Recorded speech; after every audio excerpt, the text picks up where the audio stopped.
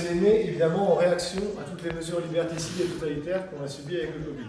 Moi, je me suis vraiment farouchement opposé et engagé contre ces mesures. L'anarchie, dans l'idéal, c'est un mode d'organisation horizontale où les gens échangent et ça porte la complémentarité.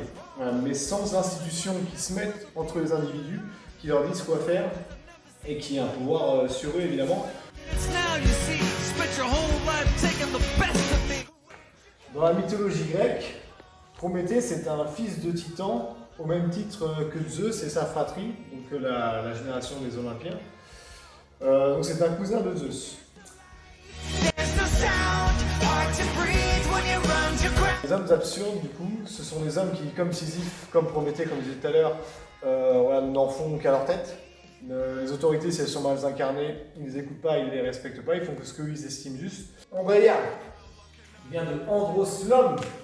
On traduit généralement Andrea par courage ou fortitude. Donc pareil, pour moi c'est inexact. Le courage, ça vient du cœur. Les femmes peuvent avoir autant de courage que les hommes. Là où l'homme va se distinguer par l'Andrea, du coup, qui est propre à l'homme, c'est ce goût au combat et au risque.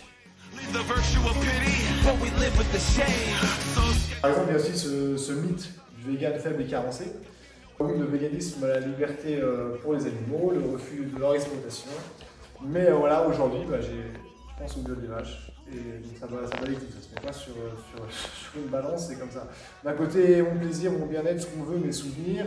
Et de l'autre côté, leur viol, sans parler de l'absence de liberté, de la mise à mort et toutes les souffrances, les abominations qui peuvent endurer.